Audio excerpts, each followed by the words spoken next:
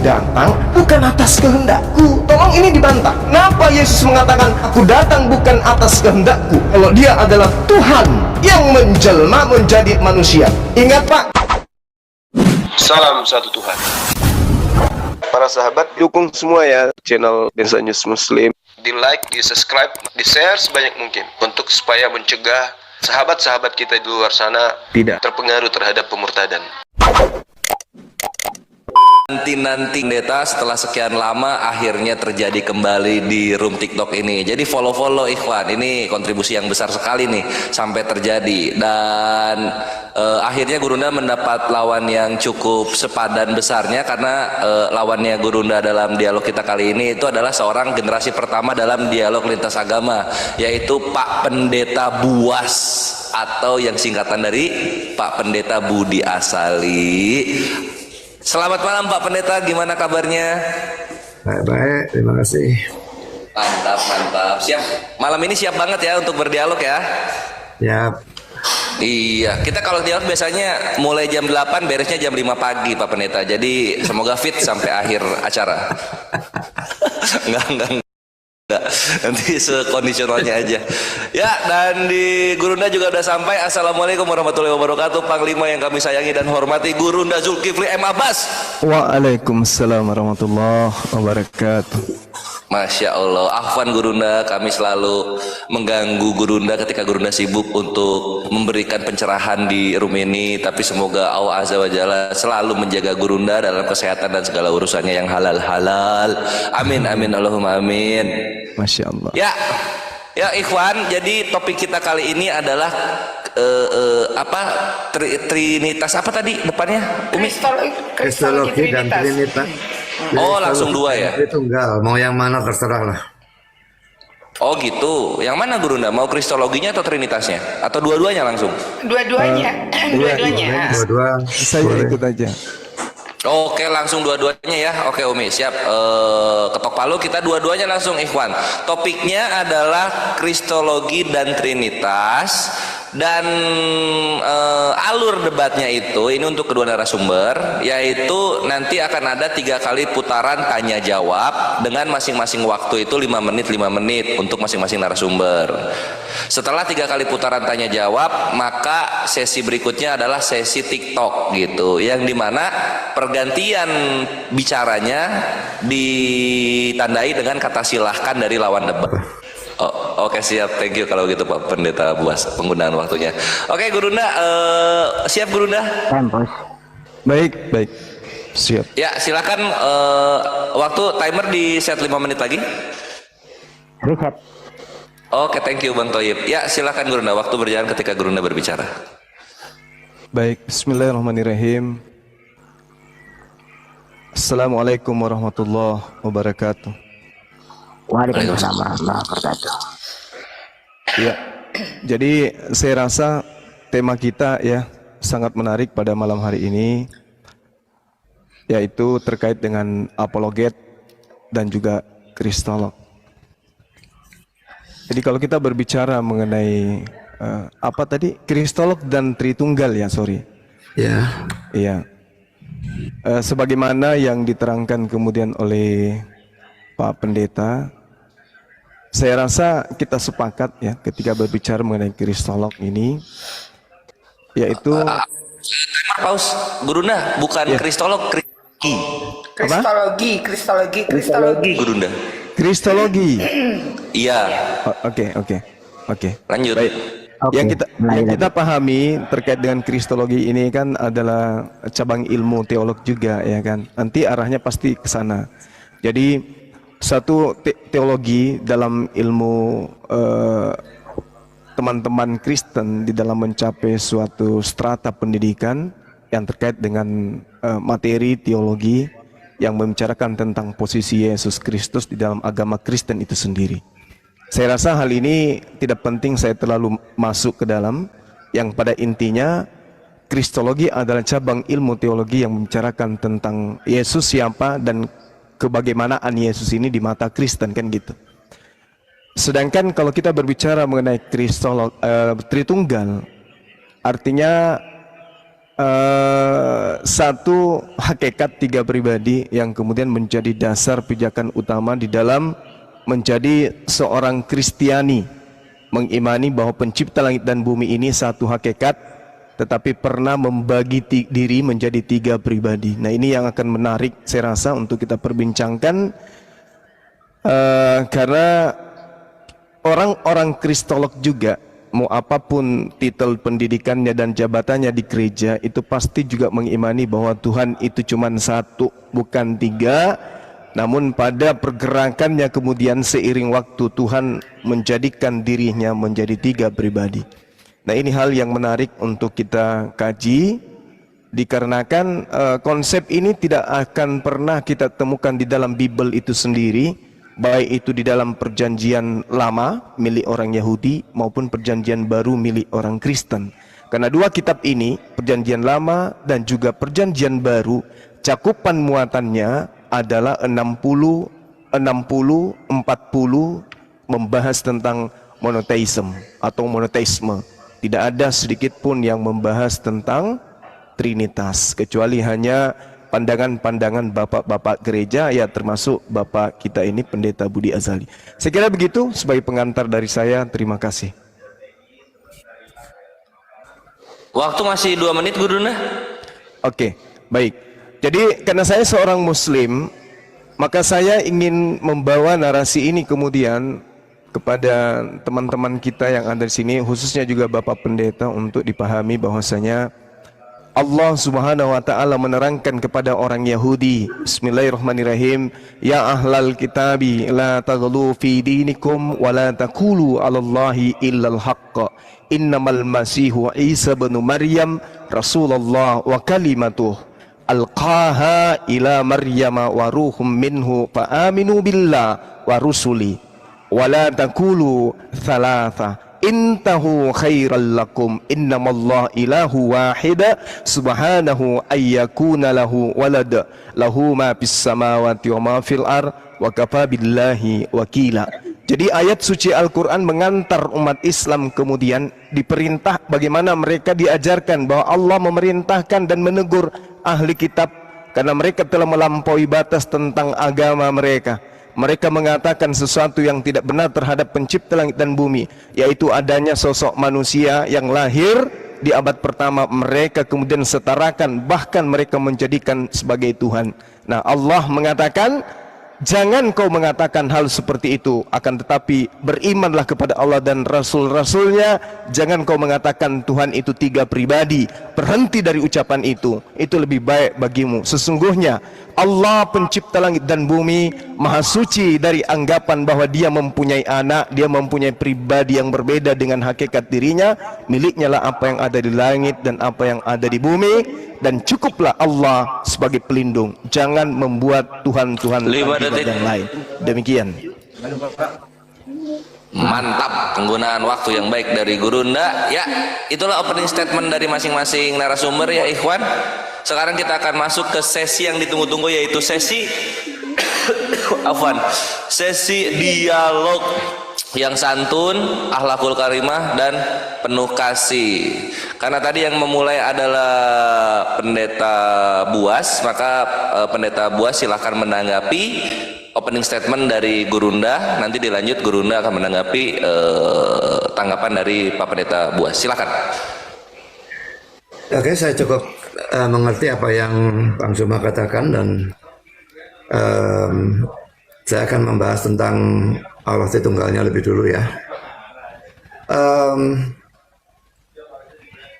Saya kira semua setuju bahwa kita manusia ini mempunyai pikiran yang sangat terbatas. Sedangkan Allah itu, saya yakin juga semua setuju bahwa Allah itu tidak terbatas. Jadi pikiran kita yang terbatas itu tidak mungkin bisa mengerti secara total Allah yang tidak terbatas. Saya tidak mengatakan tidak mengerti sama sekali ya, tapi mengerti secara total, comprehend kalau dalam bahasa Inggrisnya, itu tidak memungkinkan. Saya akan bacakan dari Ayub 11 ayat 7 sampai dengan 9 yang berbunyi demikian. Dapatkah engkau memahami hakikat Allah, menyelami batas-batas kekuasaan yang maha kuasa?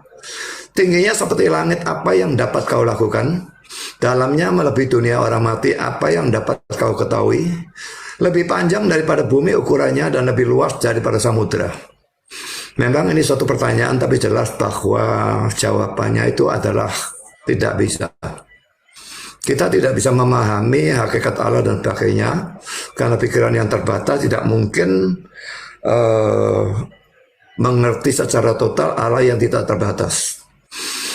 Nah, karena itu doktrin Tritunggal itu lebih masuk akal dalam hal ini, karena memang kalau kita mempelajari doktrin Tritunggal, kita akan sampai pada satu titik di mana rasanya mau menjangkau itu tidak bisa. Mengerti bisa sebagian, tetapi tidak bisa mengerti secara keseluruhan, komprehend itu tidak memungkinkan. Tapi sekarang kalau kita melihat Allahnya dari Muslim yang tunggal mutlak ya, jadi monoteis mutlak ya, itu cuma satu hakikat dengan satu pribadi kan. Nah, apanya yang sukar dimengerti dari hal itu? Kalau memang itu bisa dimengerti secara total, berarti otak yang terbatas ini bisa mengerti total Allah yang tidak terbatas. Dan menurut saya itu justru tidak masuk akal. Nah, yang Tritunggal ini, otak yang terbatas tidak bisa mengerti secara total Allah yang tidak terbatas, itu justru yang masuk akal. Ya, sekian dulu dari saya. Silakan. Ya, Gurunda bisa langsung. Tunggu sebelum Gurunda, ini yang di bawah kagak mudeng ya. Tadi di awal kan udah deal. Ini sesinya langsung dialog TikTok, dialog timernya di skip gitu loh. Jadi udah nikmati aja, pergantiannya itu dari kata silahkan. Oke, Gurunda. Silahkan. Iya, baik. Jadi ada satu hal yang menarik yang mungkin menjadi sesuatu yang absen atau alpa dipahami oleh seorang pendeta ya, sekelas Bapak kita, Bapak Budi Azali.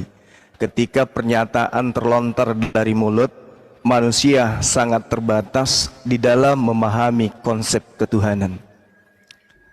Apa yang saya maksud di sini adalah ketika Tuhan menyatakan diri kepada para nabi, kemudian muncul manusia-manusia yang berasal dari orang Farisi, keturunan Benyamin, dilanjutkan oleh bapak-bapak gereja.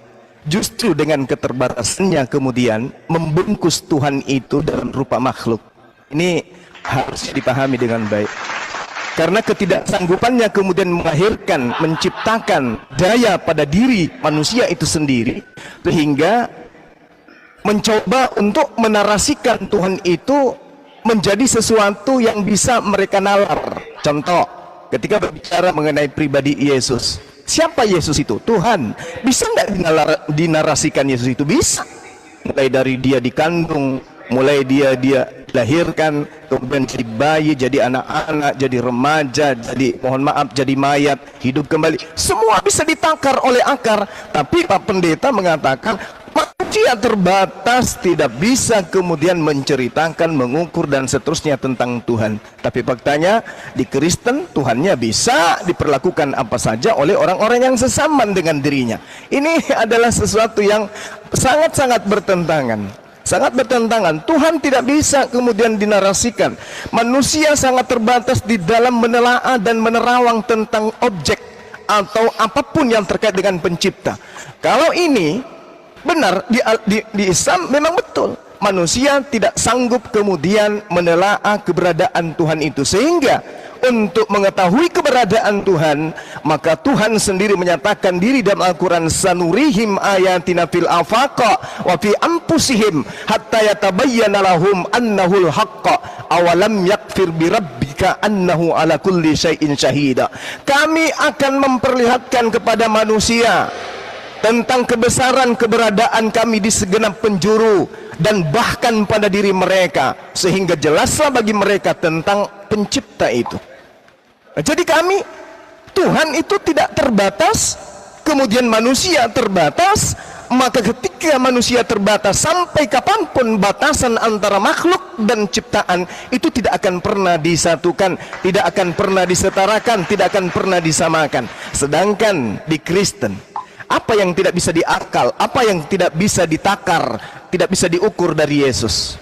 Berkata-kata dia terbatas, Datang sebagai manusia bukan atas kehendaknya.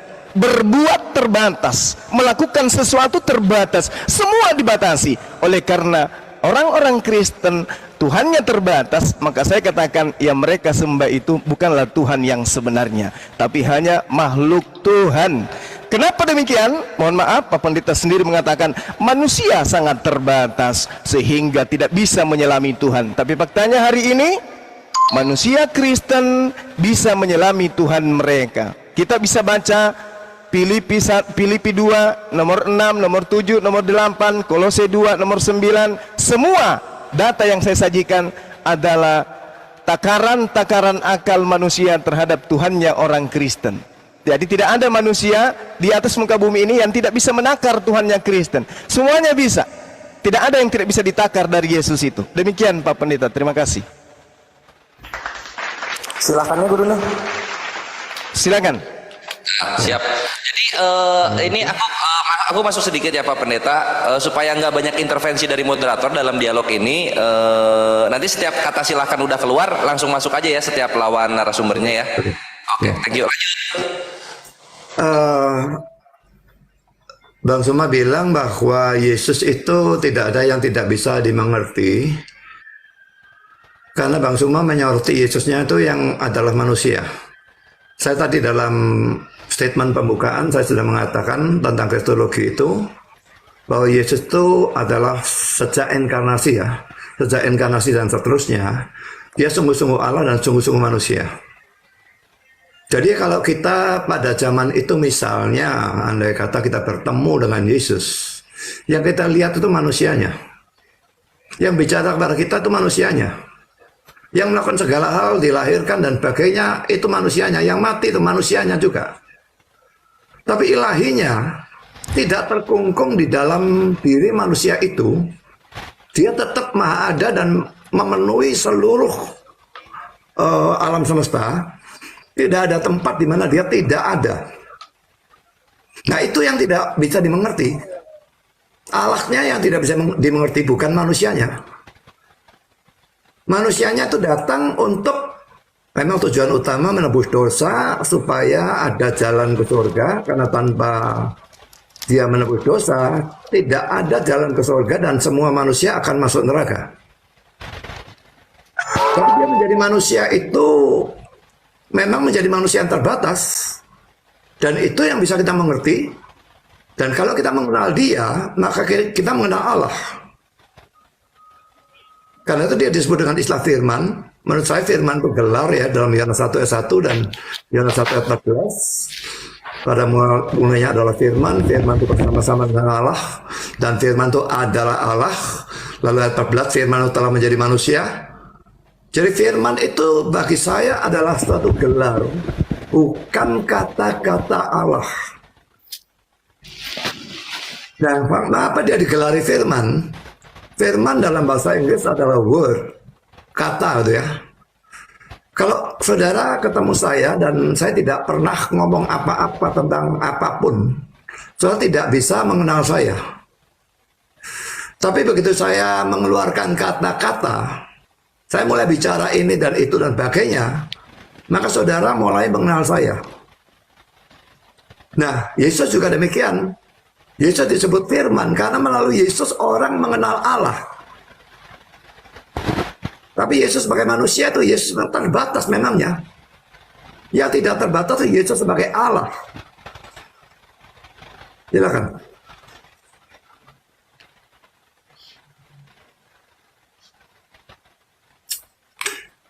Langsung Bang Juma. Oke, baik. Jadi satu hal yang menarik dari catatan saya dari penyampaian Bapak, Tuhan tidak terbatas sehingga dia menjadi manusia. Ketika dia menjadi manusia itulah sehingga dia tidak terbatas. Ini sama halnya ketika saya mengatakan bahwa Paulus juga itu adalah Tuhan. Dia juga adalah inkarnasi Tuhan. Dia juga adalah jelmaan Tuhan. Dia juga teopani Tuhan. Ketika ada bantahan, maka saya mengatakan Anda terbatas di dalam menyelami tentang Tuhan. Apapun yang kemudian diorbitkan oleh akal kita untuk menelaah keberadaan Paulus bukan Tuhan, maka saya akan mengatakan, oh itulah bukti bahwa manusia tidak bisa menyelami. Itulah bukti bahwa manusia terbatas. Tapi tidak seperti itu konsep yang disebut kalam Allah. Yang disebut firman Allah itu tidak kayak begitu. Yang Pak Pendeta sajikan itu adalah cuman doktrin dan dogma, tanpa ada kemudian legalitas standing dari Allah, dari Tuhan. Yesus pun ketika dia datang, dia tidak pernah mengajarkan hal seperti ini. Yang mengajarkan cuma bapak-bapak gereja dan dilanjutkan oleh Pak Pendeta Budi Azali. Coba kita lihat apa yang kemudian Tuhan katakan. Yesaya 45 nomor 6. Tidak ada Tuhan, tidak ada yang serupa. Yeremia 10 nomor 6. Apa yang diterangkan oleh Tuhan, pencipta langit dan bumi itu maha tinggi. Tidak ada yang serupa. Tidak ada yang serupa. Kemudian Tuhan juga mengatakan di dalam 2 Samuel 7 nomor 22, Tuhan pencipta langit dan bumi juga itu tidak serupa dengan makhluk. Hosea 11 nomor 9, akulah Allah, aku bukan manusia. Jadi mau larikan kemana konsep ini? Kalau hanya dibawa ke gereja boleh, tapi ketika diperhadapkan dengan kitab, ya kitab itu sendiri yang membantah. Ketika diperhadapkan dengan Tuhan pencipta langit dan bumi, Tuhan pencipta langit dan bumi itu sendiri yang membantah. Ketika diperhadapkan dengan Yesus, Yesus pun membantah. Coba kita lihat Pak Pendeta, di dalam Kisah Para Rasul 22 nomor 8, ketika Paulus mencoba melakukan sebuah narasi yang direkam oleh Lukas. Siapakah engkau Tuhan? Siapakah engkau Tuhan? Kalau konsep Tritunggal itu benar, maka seharusnya Yesus pada saat itu di mana dia cuma suara mengatakan, akulah Tuhan Yesus, akulah pribadi Tuhan, akulah hakikat Tuhan yang pernah menjelma menjadi Yesus, menjadi manusia. Tapi apa yang dikatakan? Siapakah engkau Tuhan? Yesusnya menjawab, aku Yesus, manusia berasal dari kota Nazaret. Lalu kalau Yesus sendiri mengaku manusia, ketika ditanya oleh Saulus, siapakah engkau Tuhan? Aku manusia dari Nazaret, aku Yesus. Lalu konsep Tuhannya dari mana? Kalau dikatakan sulit, ya memang sama. Ketika saya juga mengajarkan kepada, misalnya saya dirikan sekte baru, sebenarnya Paulus itu adalah inkarnasi Tuhan. Oh, nggak bisa Bang Saul, nggak bisa, karena Tuhan memang nggak bisa dinalar, nggak bisa. Inilah yang bukti tidak terbatas Tuhan itu. Tapi orang yang sehat akal tidak akan pernah percaya itu. Kenapa? Tuhan mengatakan, tidak ada yang serupa dengan aku. Yeremia 10 nomor 6. 1 Tawarik 11 nomor 17.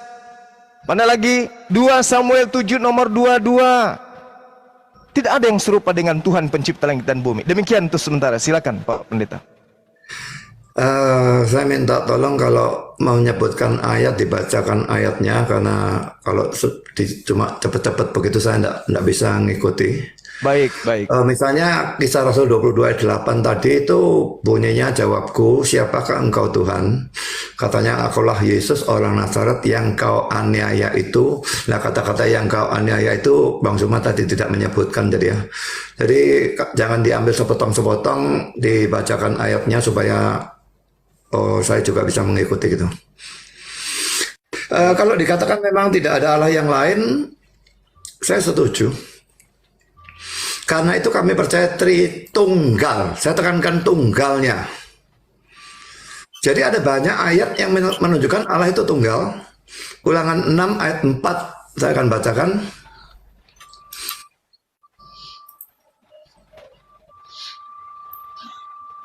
Ulangan 6 ayat 4.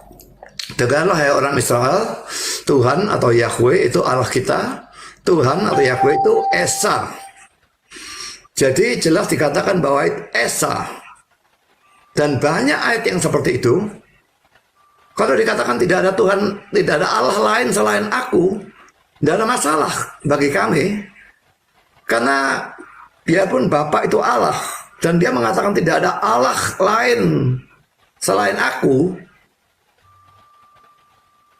Yesus sebagai Allah, Allah anak ya, dan Roh Kudus, Roh Kudus itu Allah sepenuhnya, tapi bukan Allah lain. Kenapa bukan Allah lain? Karena mereka punya satu hakikat.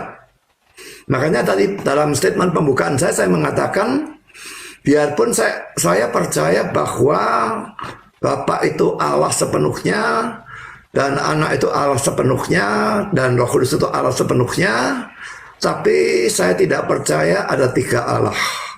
Demikian juga Bapa adalah Tuhan, Anak itu Tuhan, Roh Kudus itu Tuhan, tapi saya tidak percaya ada 3 Tuhan. Cuma saya percaya satu Tuhan, karena mereka punya cuma satu hakikat. Dan yang seperti itu memang tidak bisa terbayangkan. Nah, itu yang di luar pembayangan kita. Jadi kalau banyak disebutkan ayat-ayat yang menunjukkan ketunggalan Allah, semua saya aminkan, semua saya terima. Karena saya percaya tanpa ayat-ayat itu, saya percaya triteisme, 3 Allah atau 3 Tuhan. Tapi dengan adanya ayat-ayat yang menunjukkan ketunggalan Allah itu, saya tidak mempercayai triteisme atau 3 Allah, tapi saya percaya Tritunggal. Jadi Tritunggal ini terletak di antara 2 pandangan. Yang pertama adalah monoteis mutlak, seperti ajaran Islam. Ya, ini monoteis mutlak. Lalu yang di sebelah sana, ekstrem yang satunya adalah politeisme. Nah, kalau percaya 3 Allah ya termasuk politeisme ya, pokoknya lebih dari 1 ya politeisme. Lah, kami Kristen ini percaya bukan monoteisme mutlak, bukan juga politeisme. Tapi kami percaya Tritunggal, monoteis yang tidak mutlak. Nah, tentang ayat-ayat yang menunjukkan ketunggalan, saya kira saya tidak perlu menunjukkan terlalu banyak, karena Bang Suma sudah memberikan banyak. Tapi kalau ayat-ayat menunjukkan adanya kejamakan dalam diri Allah, itu dalam kitab Kejadian pasal 1 saja sudah ada ya.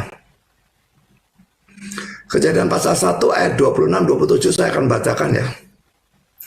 Berfirmanlah Allah, baiklah kita itu bentuk jamak ya, menjadikan manusia menurut gambar dan rupa kita, supaya mereka berkuasa atas ikan-ikan di laut dan burung-burung di udara, dan atas ternak dan atas seluruh bumi, dan atas segala binatang melata yang merayap di bumi. Maka Allah menciptakan manusia itu menurut gambarnya, karena bentuk tunggal yang digunakan. Tadi 2 kali bentuk jamak dalam ayat 26, tapi ayat 27 gambarnya itu bentuk tunggal. Menurut gambar Allah diciptakannya dia, laki-laki dan perempuan diciptakannya mereka, 3 kali berturut-turut menggunakan bentuk tunggal. Jadi karena itu ayat ini termasuk salah satu yang mendasari doktrin Allah Tritunggal. Di satu pihak digunakan kata bentuk jamak, dan di lain pihak digunakan kata bentuk tunggal. Saya akan memberikan 1 ayat lagi.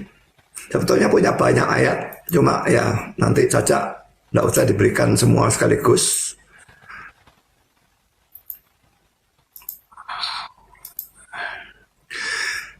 Yesaya pasal 6 ayat yang ke-8. Cuma sayang sekali terjemahan Alkitab bahasa Indonesia ini salah terjemahan. Saya akan bandingkan dengan terjemahan Alkitab bahasa Inggris dalam hal ini. Kalau versi LAI menerjemahkan begini ya. Lalu aku mendengar suara Tuhan berkata, siapakah yang akan ku utus? Ku itu bentuk tunggal kan? Dan siapakah yang mau pergi untuk aku? Lanjutannya tidak usah saya bacakan ya. Jadi ku dan aku. Tapi dalam terjemahan dari King James misalnya, dan ini bukan hanya King James, tapi semua Alkitab bahasa Inggris. Also I heard the voice of the Lord saying, whom shall I send? And who will go for us? I send, I-nya bentuk tunggal. Who will go for us? Itu bentuk jamak. Jadi kata ganti orang bentuk tunggal dan bentuk jamak muncul dalam satu ayat. Di dalam ayat ini.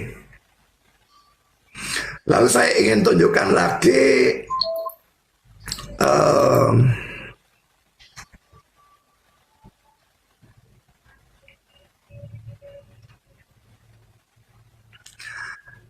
kalau bentuk jamak itu juga muncul misalnya di dalam Pengkhotbah 12 ayat 1.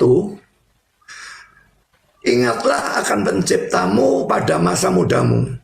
Sebelum tiba hari-hari yang malam dan mendekat tahun-tahun yang kau katakan tak ada kesenangan bagiku di dalamnya.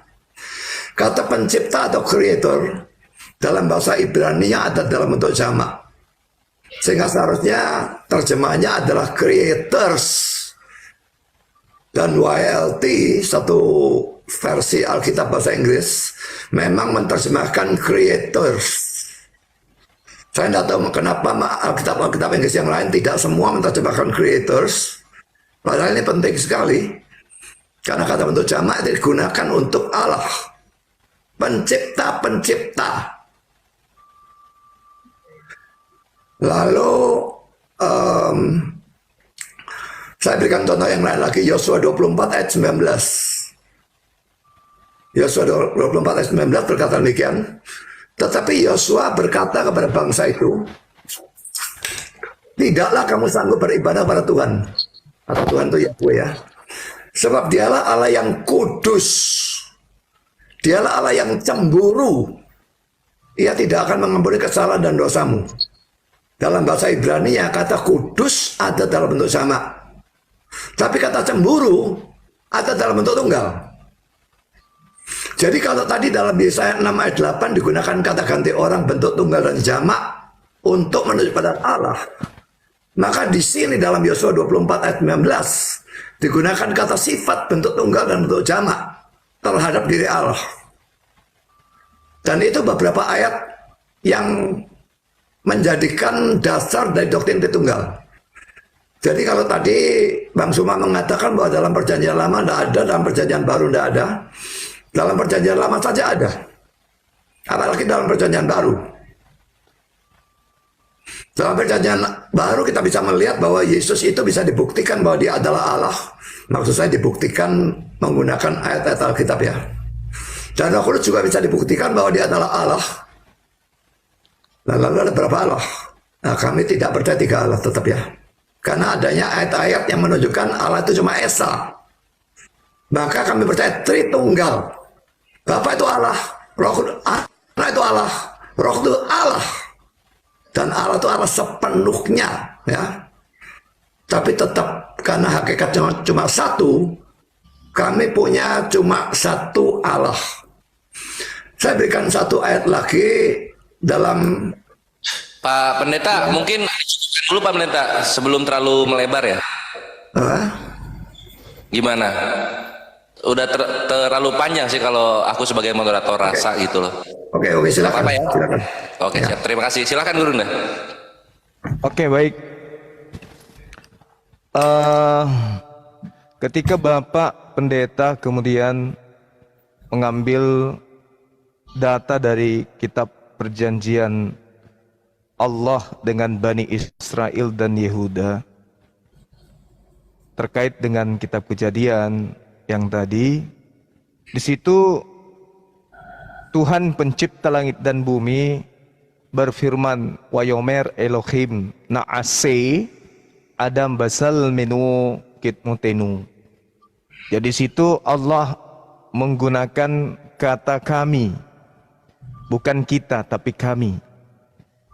Biarkan kami membuat manusia Adam dalam gambar kami, menurut rupa kami, dan biarkan mereka memerintah di atas ikan yang ada di laut.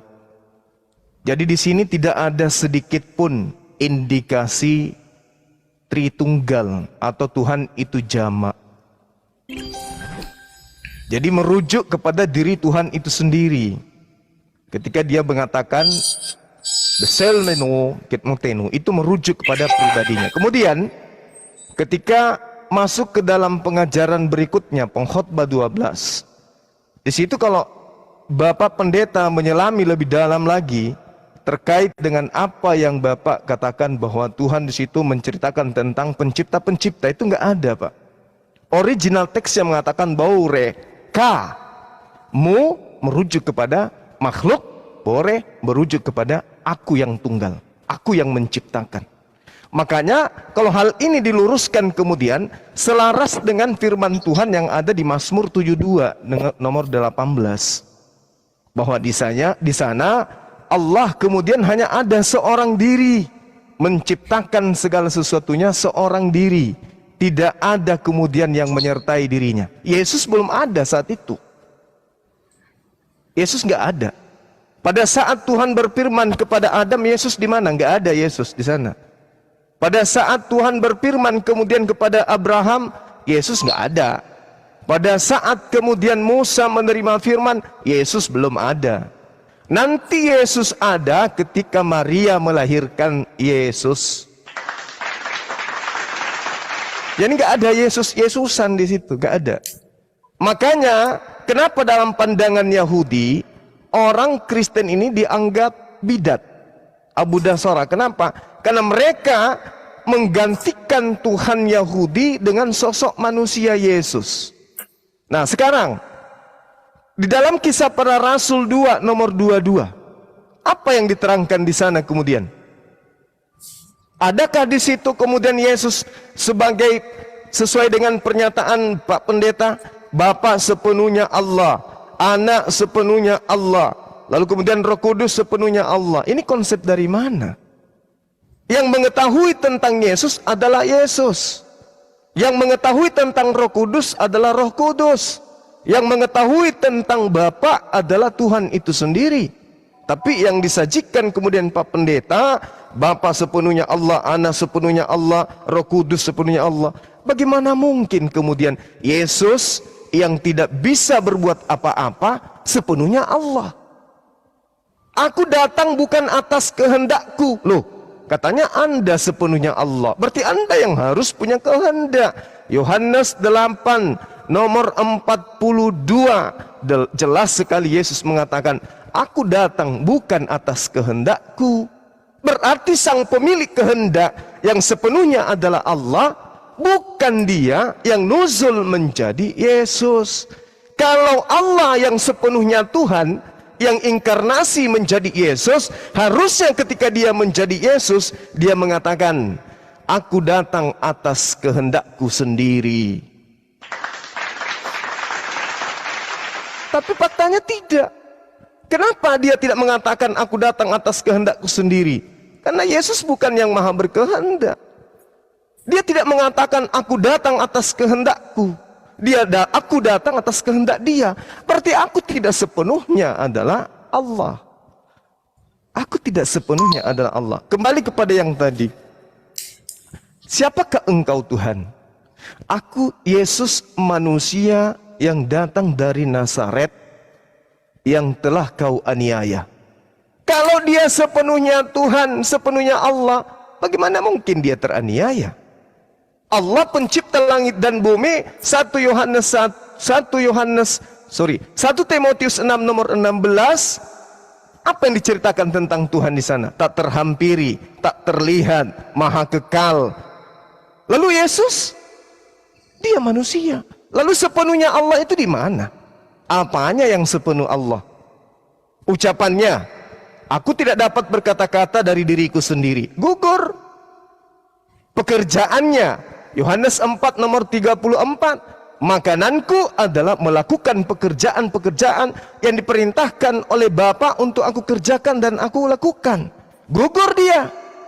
Kedatangannya sebagai manusia, Yohanes 8:42. Aku datang bukan atas kehendakku sendiri. Gugur lagi dia. Ketuhanannya menurut konsep Kristen, Roma 14 nomor 9. Untuk itulah Yesus mati, supaya dia hidup kembali untuk menjadi Tuhan. Yang dijadikan oleh Tuhan, dijadikan menjadi Allah oleh Tuhan. Gugur lagi. Yesus apapun yang nebeng pada dirinya, semua hanya pemberian. Coba kita takar ini. Apa yang bisa Yesus lakukan dari dirinya sendiri? Ada? Gak ada. Gak ada yang bisa Yesus lakukan dari dirinya sendiri. Semua yang dilakukan Yesus adalah makanan yang diberikan oleh Bapa untuk ia lakukan. Kata siapa? Yesus. Coba kita lihat Pak Pendeta di dalam Yohanes 5 nomor 36. Ini sudah sering saya sajikan kepada teman-teman. Ada kesaksianku yang lebih penting dari kesaksian Yohanes Pembaptis. Apalagi kesaksian hanya seorang pendeta, Bapak Budi Asali. Bukan saya merendahkan, bukan. Tapi ini pengakuan Yesus. Ada kesaksianku yang lebih penting dari kesaksian Yohanes, bahwa semua pekerjaan yang aku lakukan, pekerjaan itulah yang aku lakukan sekarang. Dan pekerjaan itu yang bersaksi bahwa Bapa yang telah mengutus aku.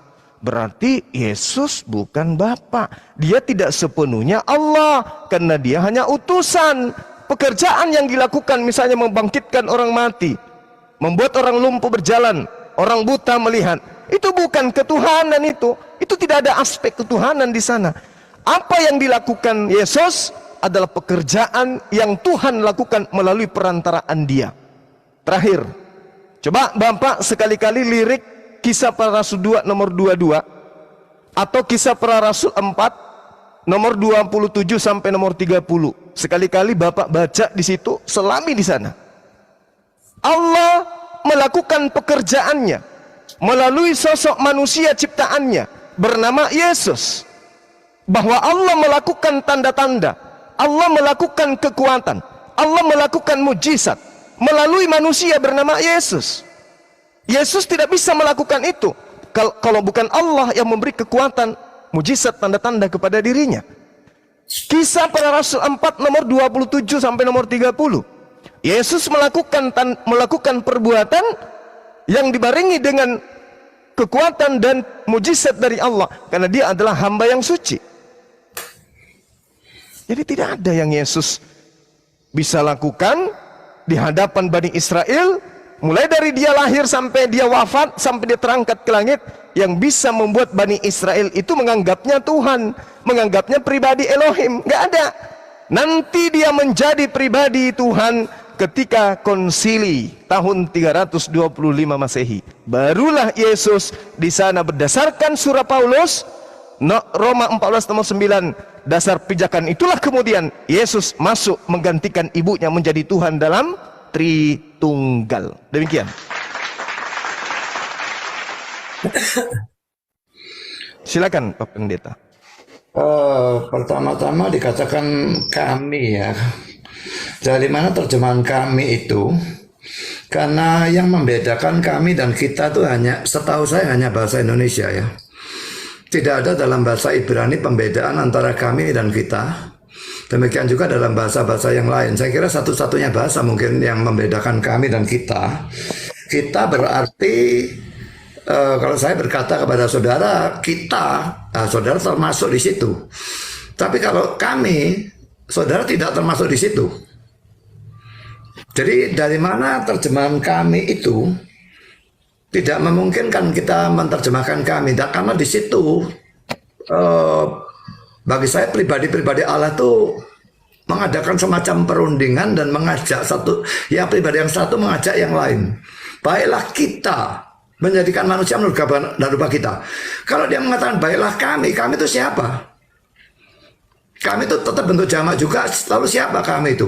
Tapi kalau baiklah kita, lah saya bisa membayangkan Bapa bicara kepada Allah Anak dan Allah Roh Kudus, menjadikan manusia menurut gambar dan rupa kita. Ya, jadi itu jawaban saya tentang kami dan kita itu ya. Lalu Pengkhotbah 12 ayat 1 itu bisa ditunjukkan dari ayatnya, dari Bible Works ini, cuma saya tidak bisa menunjukkan di sini makanya saya lebih senang debat melalui Zoom. Kalau melalui Zoom saya bisa menunjukkan. Itu jelas-jelas adalah kata bentuk jamak. Bisa dilihat dalam bahasa Ibrani-nya. Jadi saya kira tidak bisa ditunjukkan karena saya tidak bisa menunjukkan layar komputer saya ini. Mau dibantu Pak Pendeta? Bagaimana bantunya? Bilang aja, mau ditunjukin di mana?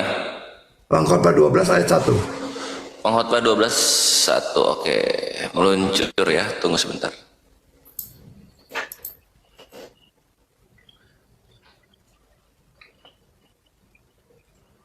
Iya, Pengkhotbah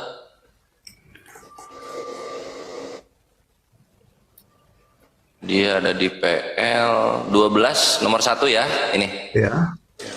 Bahasa Ibraninya ya. Ibraninya, oke, bahasa Ibraninya. Kita langsung Bible Hub ya.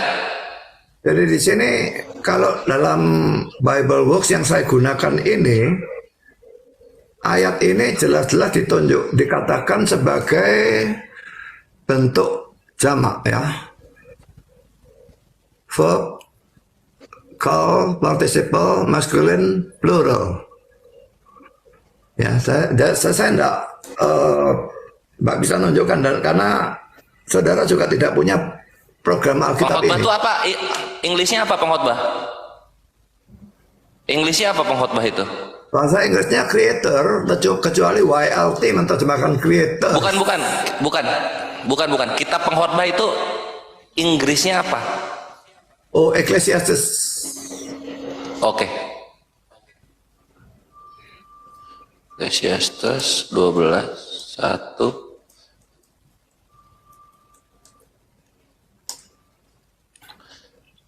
Ya, ini Bible Hub.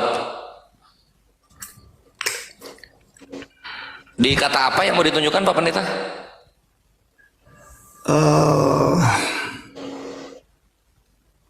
At di ini apa ya? Duh.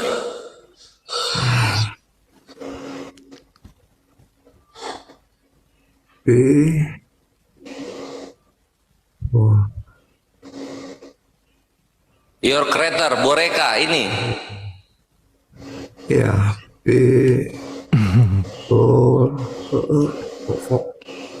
nggak ada re. Iya, mereka ya. Ini ya, udah dapat. Dia itu maskulin plural. Lah ya, bentuk jamak. Ya. Jadi memang terlihat bentuk jamak. Oke. Lalu dikatakan Yesus gak ada atau belum ada. Yesus sebagai manusia memang tidak ada dalam zaman perjanjian lama. Yesus sebagai manusia itu baru ada sejak dia menjadi janin di dalam kandungan Maria. Tapi Yesus sebagai Allah, dia itu kekal dari, kalau menurut istilah saya, minus tak teringat sampai plus tak teringat. Tidak ada saat di mana dia tidak ada.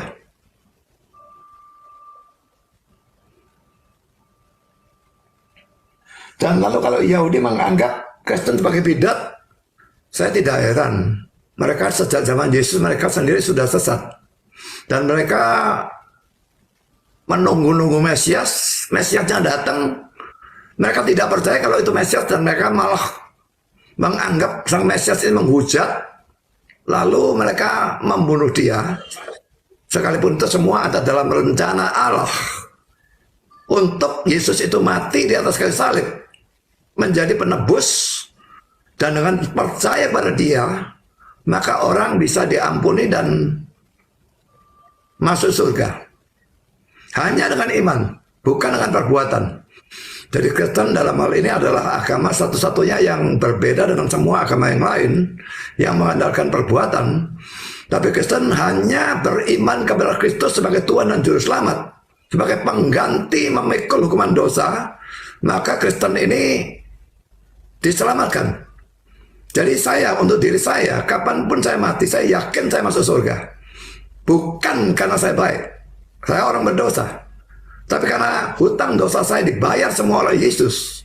Tidak ada satupun yang harus saya tanggung sendiri. Jadi kalau Yahudi menganggap Kristen sebagai bidat, sebaliknya kami juga menganggap Yahudi sebagai bidat. Memang ini kitab perjanjian lama mereka, tapi perjanjian lama mereka ini juga berlaku untuk kami. Karena dalam perjanjian baru, ayat-ayat perjanjian lama dikutip dan diberikan juga kepada orang-orang yang non-Yahudi. Jadi lalu siapa yang mengatakan bahwa Yahudi itu masih selalu benar pada waktu mereka mengatakan bahwa Kristen itu bidat? Saya menganggap Yahudi itu bidat. Seringkali Kristen ini selalu dianggap pro-Israel gitu ya. Saya tidak pernah pro-Israel karena mereka adalah orang-orang yang menyalibkan Kristus. Dan sampai zaman sekarang, orang-orang Israel yang percaya kepada Kristus itu mungkin tidak ada 1%. Mulai zaman Yesus itu, mereka tidak mempercayai dan mereka menyalibkan Yesus. Dan sampai sekarang, mereka terus seperti itu. Apakah saya menganggap bahwa mereka itu saudara saya? Tidak. Sama sekali tidak. Memang mereka bangsa pilihan di dalam perjanjian lama. Tapi bangsa pilihan apa? Bangsa pilihan untuk melahirkan sang Mesias. Tapi mereka tidak percaya bahwa Mesias yang sudah lahir itu adalah Mesias. Dan mereka salibkan dia. Jadi Yahudi mau anggap Kristen sebagai bidat, itu terserah mereka. Tapi saya bisa membuktikan bahwa dari Alkitab bahwa Yesus memang adalah Allah dan Mesias dan sebagainya. Lalu Yohanes 8 ayat 42 itu bukan atas kehendakku dan sebagainya ya. Dan juga itu ada ayat yang lain, saya kira yang Bang Suma juga sering menggunakan, karena saya sering nonton TikToknya Bang Suma. Yohanes 5 ayat yang ke-30. Bentar ya. Yohanes 5 ayat 30, aku tidak dapat berbuat apa-apa dari diriku sendiri. Aku menghakimi sesuai dengan apa yang aku dengar, dan penghakimanku adil sebab aku tidak menuruti kehendakku sendiri, melainkan kehendak Dia yang mengutus aku. Lalu saya tambah lagi satu ayat lagi, Yohanes 5 ayat 19 dan 20. Maka Yesus menjawab mereka katanya, aku berkata kepadamu, sesungguhnya anak tidak dapat mengerjakan sesuatu dari dirinya sendiri, jikalau tidak ia melihat Bapa mengerjakannya. Sebab apa yang dikerjakan Bapa itu juga yang dikerjakan anak. Sebab Bapa mengasihi anak dan ia menunjukkan kepadanya segala sesuatu yang dikerjakannya sendiri. Bahkan ia akan menunjukkan kepadanya pekerjaan-pekerjaan yang lebih besar lagi daripada pekerjaan-pekerjaan itu, sehingga kamu menjadi heran. Nah, apa artinya ayat ini?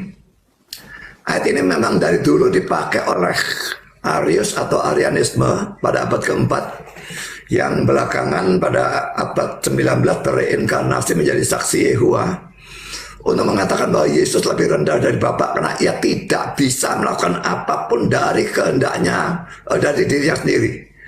Tapi sebetulnya ayat ini, khususnya kata-kata tidak dapat itu, sama sekali tidak menunjukkan ketidakmampuan Yesus.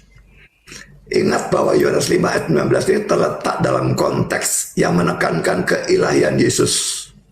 Juga Yohanes 5 ayat 30 terletak dalam konteks yang sama. Ya, yaitu Yohanes 5 ayat 17-18 ini menekankan keilahian Yesus yang punya demikian. Tetapi ia berkata kepada mereka, Bapakku bekerja sampai sekarang, maka aku pun bekerja juga. Sebab itu orang-orang Yahudi lebih berusaha lagi untuk memeluknya, bukan saja karena ia meniadakan hari Sabat, tapi juga karena ia mengatakan bahwa Allah adalah Bapaknya sendiri. Mengatakan Allah adalah Bapaknya sendiri berarti mengatakan Dia adalah anak dari Allah, ya. Dan dengan demikian menyamakan dirinya dengan Allah. Sebetulnya terjemahan menyamakan diri itu mestinya salah, mestinya menyetarakan diri dengan Allah. Jadi pada waktu Yesus mengatakan Dia adalah anak Allah, Dia menyetarakan dirinya dengan Allah. Dalam konteks seperti itu, tidak mungkin tahu-tahu Dia justru menunjukkan ketidakmampuannya, yang menunjukkan bahwa Dia bukan Allah. Kalau demikian, apa arti atau maksud dari kata-kata Yesus ini? Kata-kata Yesus ini bertujuan untuk menekankan kesatuan yang tidak terpisahkan antara dirinya dengan Bapa, yang menyebabkan ia tidak bisa melakukan apapun terpisah dari Bapa. Dan jelas bahwa Bapa pun tidak bisa melakukan apapun terpisah dari Yesus. Dalam semua pekerjaan di luar diri Allah, tiga pribadi itu bekerja sama. Tidak bisa Yesusnya bekerja sendiri, Bapaknya bekerja sendiri. Jadi Yesus tidak bisa melakukan apapun terpisah dari Bapa. Bapa juga tidak bisa melakukan apapun terpisah dari Yesus. Jadi Yesus dan Bapa tidak bisa bekerja sendiri-sendiri. Sebaliknya pekerjaan Yesus adalah pekerjaan Bapa, dan pekerjaan Bapa adalah pekerjaan Yesus. Jadi itu tentang Yohanes 8:42, Yohanes 5:30 dan Yohanes 5 ayat 19 ya. Lalu Kisah Rasul 9 yang Saulus mendapatkan penglihatan Yesus itu, saya bacakan lagi ayatnya. Kisah Rasul 9. Saulus, Saulus, mengapakah engkau menganiaya aku? Yesus ini sudah bangkit saat ini dan sudah naik ke surga ya. Bagaimana Saulusnya itu bisa menganiaya Yesus? Tidak bisa. Karena Yesus yang mati itu sudah bangkit pada hari ketiga dan sudah naik ke surga. Bagaimana dia menganiaya Yesus? Tapi Yesus mengatakan, mengapa engkau menganiaya aku? Karena Yesus mengidentikan dirinya dengan orang-orang percaya. Orang-orang yang percaya kepada dia, yang memang dianiaya oleh Saulus ini, yang belakangan menjadi Paulus. Jawab Saulus, siapakah engkau Tuhan? Katanya, akulah Yesus yang kau aniaya itu. Yang dianiaya adalah orang-orang Kristen. Tapi Yesus mengidentikan dirinya dengan orang-orang Kristen. Sehingga menganiaya orang-orang Kristen itu, dia anggap sama dengan menganiaya dia sendiri. Ini tentang Kisah Rasul 9. Lalu tentang Yesus bukan Bapa. Yesus memang bukan Bapa. Mereka pribadi yang berbeda. Berbeda itu bukan different, tapi distinct. Jadi, kalau saya punya 3 gelas aqua, yang satu ini bukan yang kedua bukan ketiga, yang ketiga bukan yang pertama.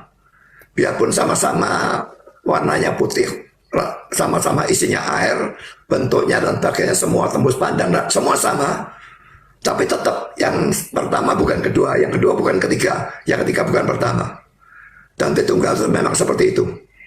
Bapa, Anak, Roh Kudus, sifat-sifatnya semuanya sama. Kekal, Maha Ada, Maha Tahu dan sebagainya. Tapi Bapa bukan Anak. Anak bukan Roh Kudus. Roh Kudus bukan Bapa. Kecuali kalau saya berhadapan dengan Kristen bidat yang namanya Sabellianisme. Mereka mengatakan mereka tidak percaya Tritunggal, mereka percaya satu pribadi. Bapa itu adalah Yesus dan Yesus adalah Roh Kudus. Tapi saya bukan Sabellianisme, saya tidak percaya itu. Izin Pak Pendeta bisa diganti biar tidak kepanjangan, ditanggapi dulu sama Bang Zuma, boleh? Ya, tapi serangannya Bang Zuma belum selesai saya jawab. Sedikit. Ya mungkin gini Pak Pendeta, tunggu, ini masih Pak Pendeta, cuma aku mau kasih tahu ini, mohon kalau misalnya narasinya sudah diucapkan jangan diulang lagi gitu supaya tidak terjadi redundansi gitu.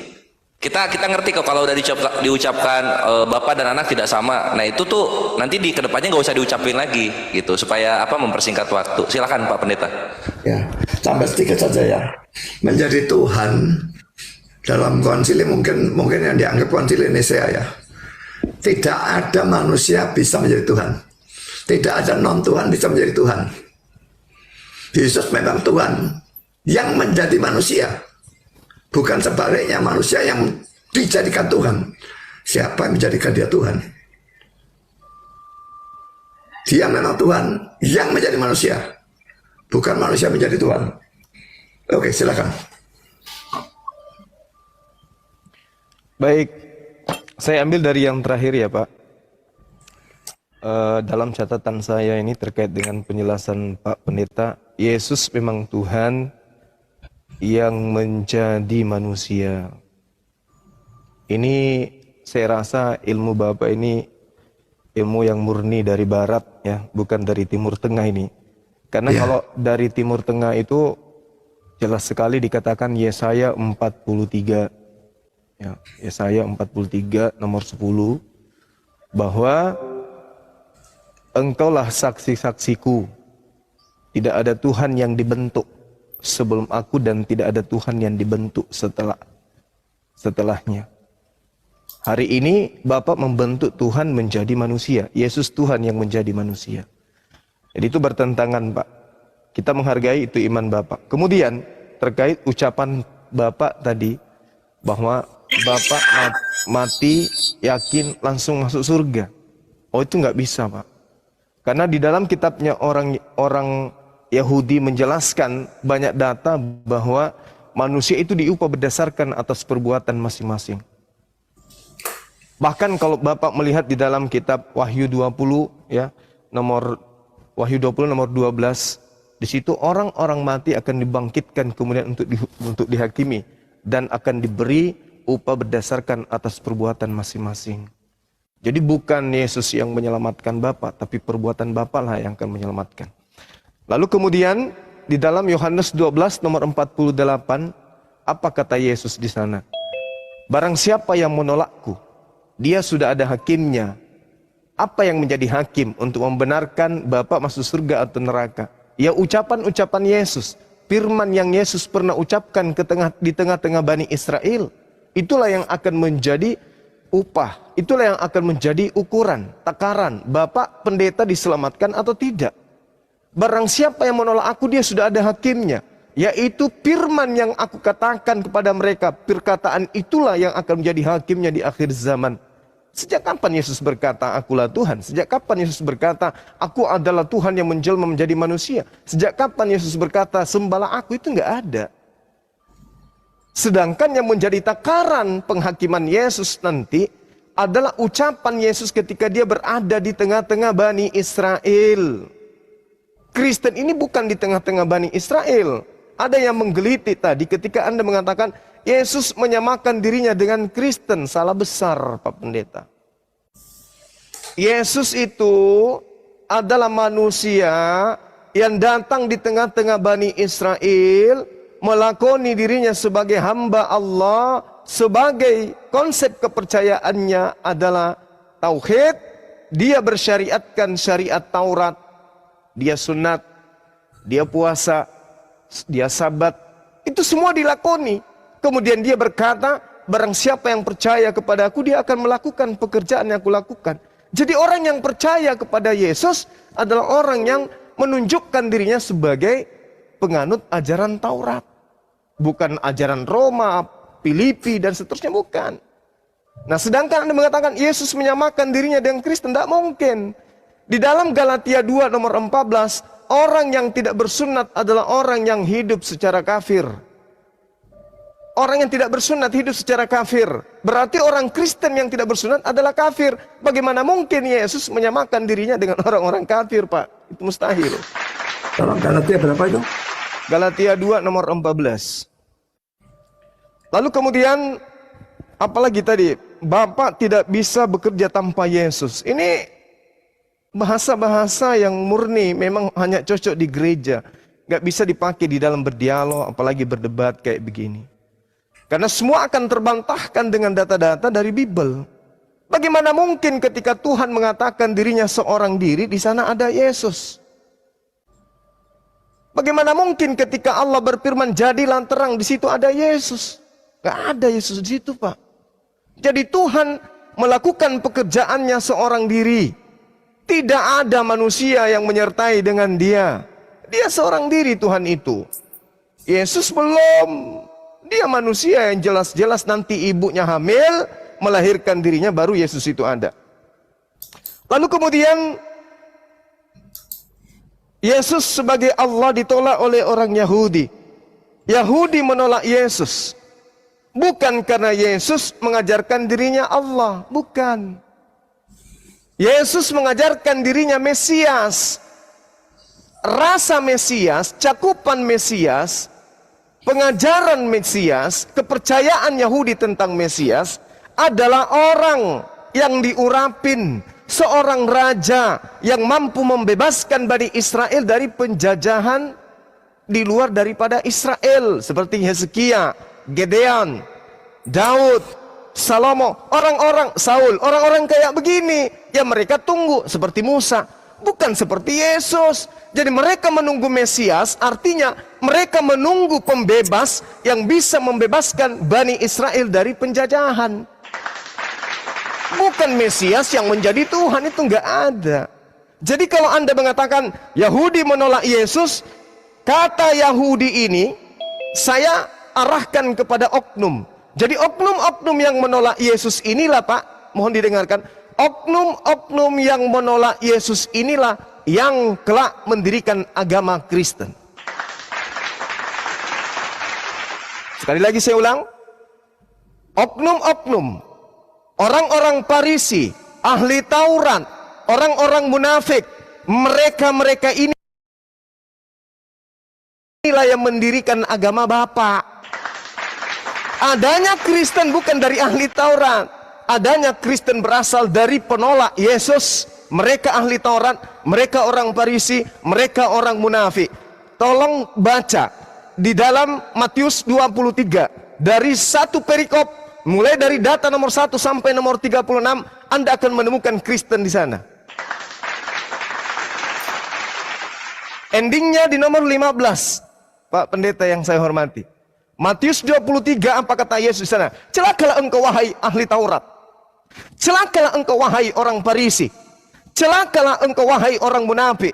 Engkau menjelajahi daratan, engkau menyeberangi lautan. Artinya meninggalkan kota Yerusalem, keluar, menyeberangi lautan, menjelajahi daratan, mentobatkan orang masuk ke dalam agamamu. Dan setelah orang masuk ke dalam agamamu, kamu jadikan dia jadi orang neraka dan 2 kali lebih jahat daripada engkau sendiri. Siapa ahli Taurat? Siapa orang Farisi? Siapa orang munafik yang keluar meninggalkan tanah Yerusalem, yang tadinya penganut Torah, kemudian dianggap Torah itu adalah sampah, sengat maut, lalu mendirikan sebuah agama, yaitu agama Kristen. Kisah Para Rasul 24 nomor 5, Paulus disebut di sana sebagai tokoh Kristen, Pak. Jadi penolak-penolak Yesus, orang-orang Yahudi, ahli Taurat, orang Farisi, keturunan Benyamin, yang berperilaku sebagai serigala, nyamar domba, inilah yang kemudian mendirikan agama di luar daripada agama Yahudi. Makanya antara Yahudi dan Kristen ada hubungan. Kenapa demikian? Karena Kristen Katolik awalnya itu didirikan oleh orang-orang Farisi, dalam hal ini Paulus. Jadi kalau Anda mengatakan Yesus ditolak, justru yang menolak Yesus inilah yang mendirikan agama Anda. Nah, kemudian yang terakhir, kita dan kata kami. Betul, kita ini bahasa kita, bahasa Indonesia. Kami ini adalah bahasa Indonesia. Tetapi dalam rasa bahasa Indonesia, cakupannya itu berbeda, Pak. Sama seperti yang Bapak terangkan. Ketika berbicara mengenai kita, misalnya nih, saya contohkan, saya bicara sama Bapak, Pak Pendeta Budi Azali, besok kita ke Jakarta. Dengan demikian, Bapak dan saya ke Jakarta. Tapi ketika saya berkata, Pak Budi Azali, kami besok ke Jakarta, Bapak nggak ikut. Jadi ketika Tuhan mengatakan, menu dia menciptakan kami yang menciptakan serupa dengan kami, berarti serupa dengan saya yang sendiri, Pak. Bukan serupa dengan kita. Sehingga ketika Anda memahami kita itu di situ Tuhan sedang bercakap dengan Tuhan yang lain, bercakap dengan Yesus kah? Bercakap dengan pria kah? Dengan seorang wanita kah? Atau Tuhan yang perempuan atau Tuhan wanita? Atau ketika Tuhan berkata demikian, Yesusnya di mana? Sehingga kata kita itu identik dengan Tuhan sedang berbicara dengan Tuhan yang lain. Itu tidak ada itu, Pak. Bahkan Yesus dengan nyata mengatakan, Yohanes 8:42, aku datang nih, Pak. Aku datang bukan atas kehendakku. Tolong ini dibantah. Yohanes 8:42 ini, kenapa Yesus tidak mengaku dia datang atas kehendaknya sendiri kalau dia adalah Tuhan yang menjadi manusia? Saya ulang, kenapa Yesus mengatakan aku datang bukan atas kehendakku kalau dia adalah Tuhan itu sendiri yang menjelma menjadi manusia? Ingat, Pak, kisi-kisi saya akan berikan. Filipi,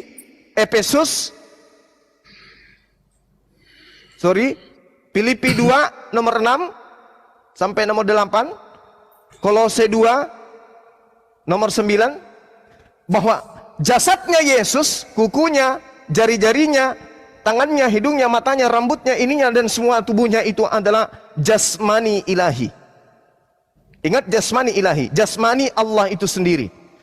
Filipi 2 nomor 68 jelas di situ Tuhan Anda merendahkan diri, mengosongkan dirinya, bahkan lebih rendah dari manusia, mati di atas tiang salib. Berarti yang mati di atas tiang salib ini, kalau dia benar dengan konsep yang Bapak katakan, Yesus adalah Tuhan yang menjadi manusia, maka kenapa Yesus yang manusia ini berkata, aku datang bukan atas kehendakku sendiri? Semoga Pak Pendeta bisa memahami pertanyaan saya di akhir. Silakan.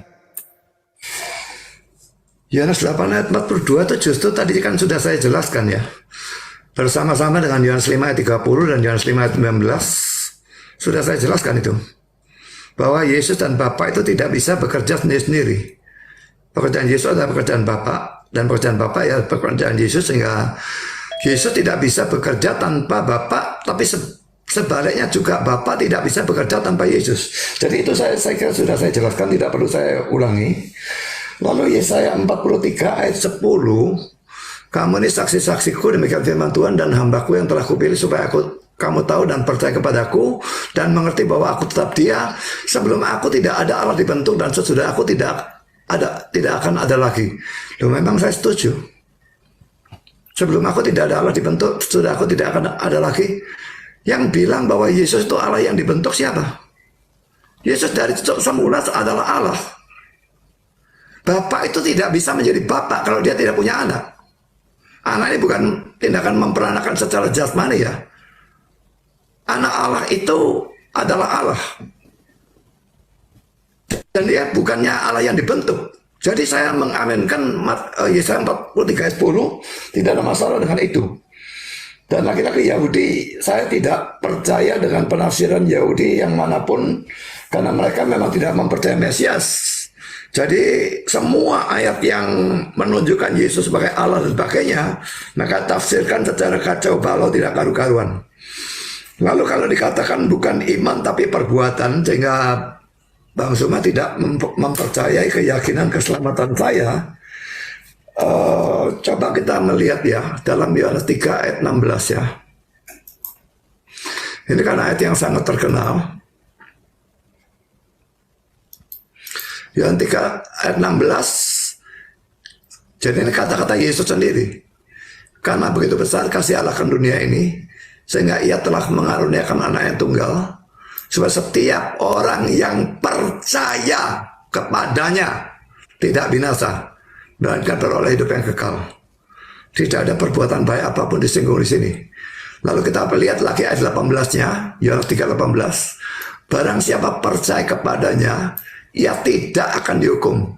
Barang siapa tidak percaya, ia telah berada di bawah hukuman, sebab ia tidak percaya dalam nama anak tunggal Allah. Jadi yang menganggap bahwa iman itu menyelamatkan, bukan hanya Paulus, tetapi juga Yesus sendiri. Lalu Yohanes 20 ayat 28.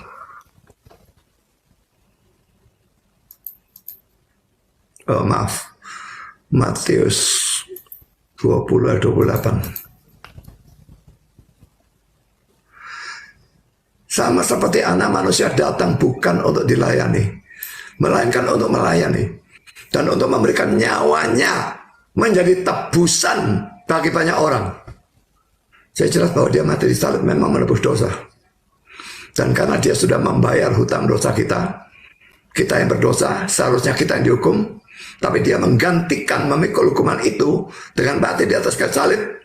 Maka kalau kita percaya pada dia, kita tidak bisa dihukum lagi. Roma 8 ayat yang pertama. Demikianlah sekarang tidak ada penghukuman bagi mereka yang ada di dalam Kristus Yesus.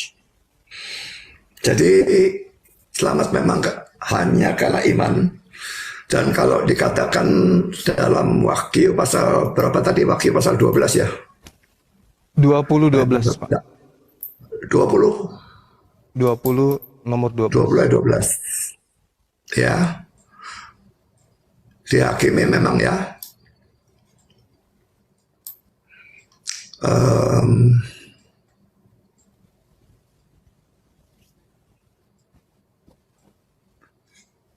Saya bacakan Wahyu 12 ya. Lalu aku melihat orang-orang mati besar dan kecil berdiri di depan tahta itu. Lalu dibuka semua kitab. Berarti ada banyak ya, bukan cuma satu ya. Dan dibuka juga sebuah kitab lain, yaitu kitab kehidupan. Dan orang-orang mati dihakimi menurut perbuatan mereka berdasarkan apa yang ada tertulis di dalam kitab-kitab itu. Kitab yang banyak tadi. Itu mencatat dosa-dosa mereka. Dan mereka dihakimi menurut perbuatan itu, perbuatan mereka. Dan itu orang-orang yang tidak percaya. Tapi kitab kehidupan itu mencatat orang-orang yang percaya. Sekalipun kitab ini bagi saya simbolis ya. Allah tidak butuh kitab. Saya saja pakai komputer, masa dia pakai kitab. Tapi ini simbolis. Yang tercatat dalam kitab kehidupan adalah orang-orang yang percaya. Dan yang itu tidak bisa dihukum. Itu pasti diselamatkan.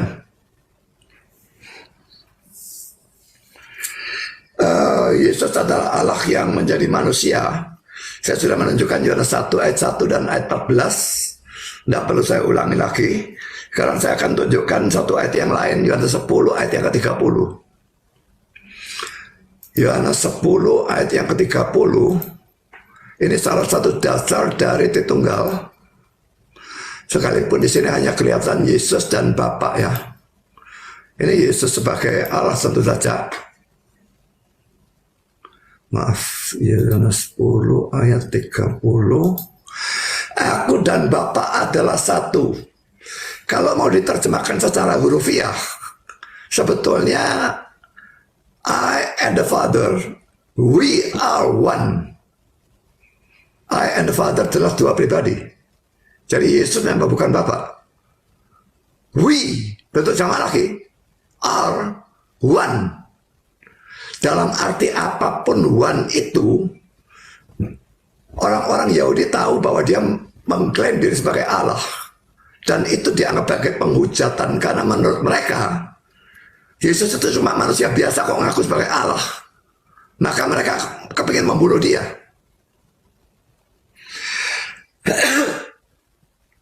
Galatia 2 ayat 14, tidak sunat itu kafir. Galatia 2 ayat 14. Ini saya kira karena ayatnya tidak dibacakan lagi. Ini Paulus menegur Petrus dan sebagainya ya. Tetapi waktu kulihat bahwa kelakuan mereka tidak sesuai dengan kebenaran Injil, aku berkata pada Kefas atau Petrus di hadapan mereka semua, jika engkau seorang Yahudi hidup secara kafir dan bukan cara Yahudi, bagaimanakah engkau dapat memaksa seseorang yang tidak bersunat untuk hidup secara Yahudi?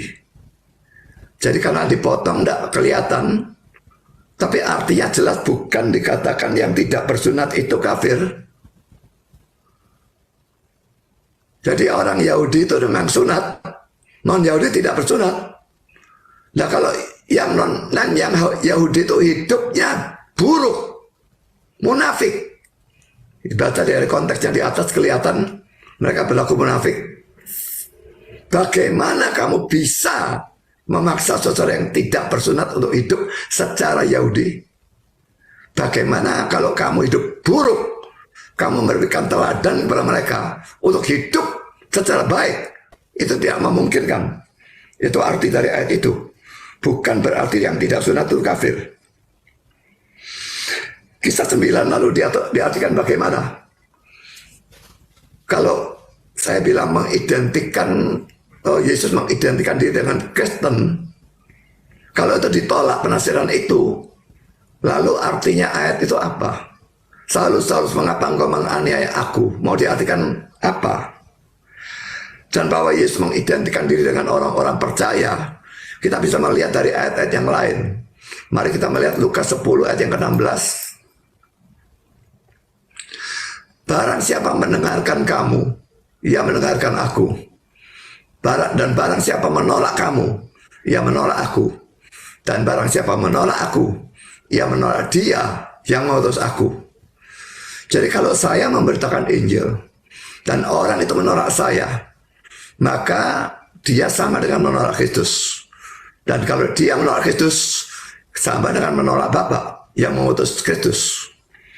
Lalu kita bisa melihat pengidentikan itu juga dalam Matius pasal 25. Ini terlalu panjang untuk dibacakan ya.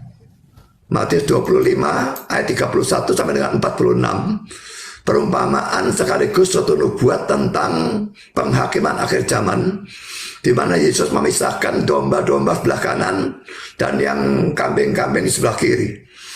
Domba gambaran orang percaya dan kambing gambaran orang yang tidak percaya. Dan dia berkata kepada domba-domba itu, pada waktu aku telanjang, engkau memberi aku bagian. Pada waktu aku dalam penjara, engkau mengunjungi aku, dan pakainya. Domba-dombanya jawab, loh kapan kami melihat engkau dalam penjara dan kami mengunjungi engkau dan pakainya? Yesus bilang, apa yang engkau lakukan kepada orang yang terkecil ini, kamu lakukannya untuk aku. Jadi saudara yang terkecil itu diidentikan dengan dia. Dan sebaliknya terhadap kambing-kambing dia berkata, anyaklah dan sebagainya, karena pada waktu aku dalam penjara engkau tidak mengunjungi aku dan sebagainya. Lalu dijawab, kapan kami melihat engkau dalam penjara dan kami tidak mengunjungi engkau? Apa yang engkau tidak lakukan kepada salah seorang yang terkecil ini, engkau tidak melakukannya untuk aku. Laki-laki terjadi pengidentikan Yesus dengan orang-orang Kristen, bahkan orang Kristen yang terkecil. Lalu dikatakan ahli-ahli Taurat dan orang-orang Farisi mendirikan Kristen. Matius 23. Memang Paulus itu orang Farisi, tapi dia orang Farisi yang bertobat lalu menjadi orang Kristen. Jadi kalau dikatakan dia mendirikan Kristen dan orang Farisi mendirikan orang Kristen, itu sama sekali tidak cocok sama sekali. Dia bertobat baru mendirikan Kristen. Sebelum dia bertobat, dia membunuhi orang-orang Kristen. Bagaimana bisa dikatakan Paulus mendirikan orang Kristen? Mendirikan Kristen tidak memungkinkan sama sekali penafsiran seperti itu. Dan Matius 23, celakalah. Memang Yahudi itu tidak percaya kepada Kristus, makanya Kristus berkata, celakalah kamu, sederetan celakalah. Semua yang tidak percaya kepada Kristus celaka. Yang percaya berbahagia dan diberkati. Lalu kata kami itu menunjuk kepada siapa ya? Kalau dalam Kejadian 1 ayat 26, kalau tafsiran saya ditolak, maka kata kami itu tetap bentuk jamak. Lalu menunjuk kepada siapa? Berarti Allahnya jamak. Tafsiran saya, kita. Jadi pribadi satu bicara kepada pribadi yang lain, mengajak untuk menjadikan manusia menurut gambaran rupa kita. Tapi kalau itu ditolak, digantikan dengan kata kami itu menunjuk pada siapa? Tolong dijawab itu. Lalu Filipi 2 itu teori dia mengosongkan diri, disebut sebagai teori kenosis ya. Mengosongkan diri bukan berarti dia betul-betul berhenti jadi Allah. Allah tidak bisa berhenti jadi Allah. Teori kenosis mengatakan sebagian atau seluruh sifat-sifatnya dibuang. Kalau itu dibuang, dia berhenti menjadi Allah. Dan Allah tidak bisa berhenti menjadi Allah. Itu hanya sifat-sifatnya disembunyikan. Itu pun kadang-kadang terlihat pada waktu misalnya dia melakukan mukjizat. Kalau Bang Suma menyamakan Yesus melakukan mukjizat dengan nabi-nabi atau rasul-rasul, perhatikan bagaimana rasul-rasul melakukan mukjizat. Dia melakukan mukjizat dalam nama Yesus. Tapi Yesus tidak pernah melakukan mukjizat menggunakan dalam nama Bapa atau siapapun. Tidak pernah. Dia melakukannya dengan kuasanya sendiri. Saya akan membacakan Yohanes 10 ayat yang ke-18.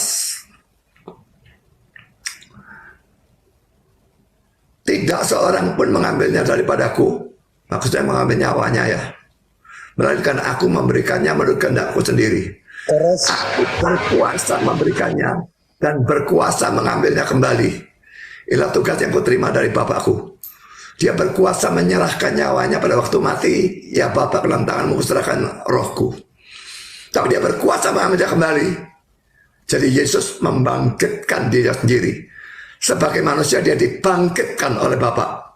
Tapi sebagai Allah Dia membangkitkan dirinya sendiri. Silakan. Oke, baik. Jadi banyak hal yang ingin saya tanggapi ya dari catatan saya terkait dengan penjelasan Bapak gitu ya. Pak Pendeta maksud saya dalam hal ini. Ya.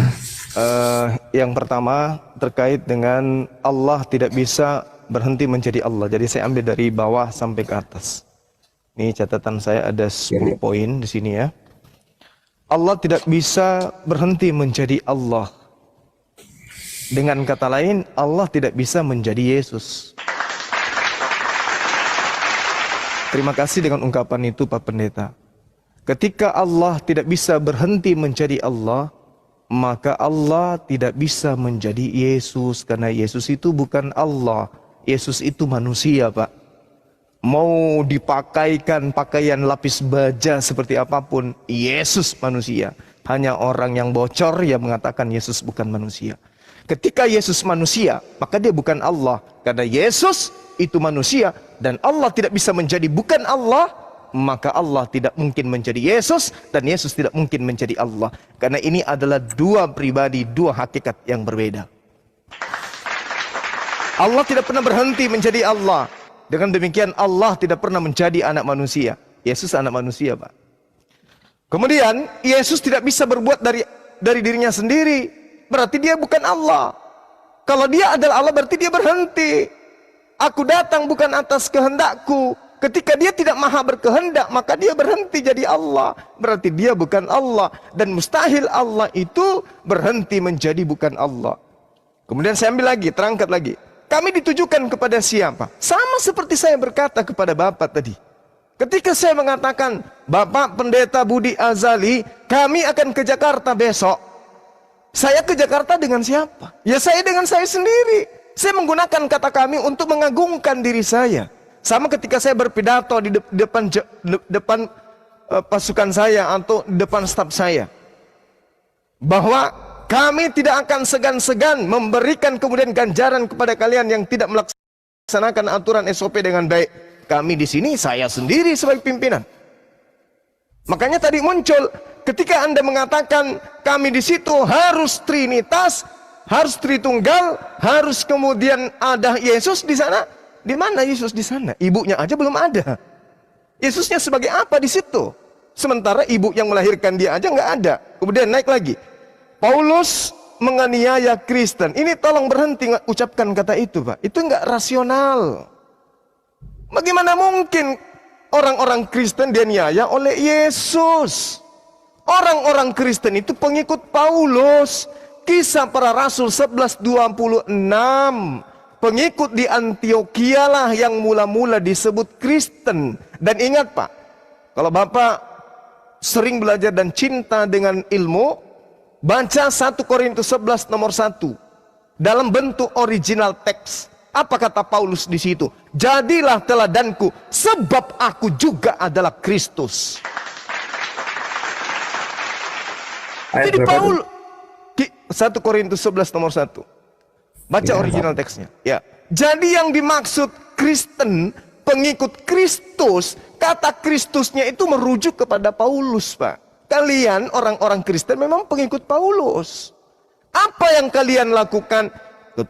Konsep ketuhanan, konsep keimanan, konsep keyakinan, konsep kepercayaan, tataran perbuatan, apapun yang menjadi kegiatan kalian di dalam rumah ibadah kalian, itu semua merujuk kepada Kristus Paulus atau Paulus Kristus. Oke, naik lagi saya ya. Kemudian ketika Bapak mengatakan Paulus menganiaya Yesus, Kisah Para Rasul di dalam Lukas 21 nomor 8, Pak. Waspadalah kepada penyesat yang datang kepadamu membawa namaku. Waspadalah supaya kamu, kata kamu di situ, Pak, tidak merujuk kepada orang Romawi, tidak merujuk kepada orang Yunani, apalagi kepada kita orang Indonesia. Kata kamu di situ merujuk kepada angkatan pertama, murid-murid Yesus, di mana murid Yesus itu semuanya adalah Bani Israel. Tidak ada Bani Romawi di situ, nggak ada. Tidak ada anak daripada kaisar yang ada, nggak ada. Tidak ada, Pak. Jadi ketika Yesus mengatakan waspadalah supaya kamu jangan disesatkan. Kamu di situ Bani Israel, kamu di situ adalah penganut ajaran Taurat. Bukan orang Kristen, Pak, bukan. Kristen itu muncul belakangan di Antioquia. Kristen itu pengikut Kristus. Kristusnya di sini bukan Yesus. Kristusnya di sini adalah Paulus.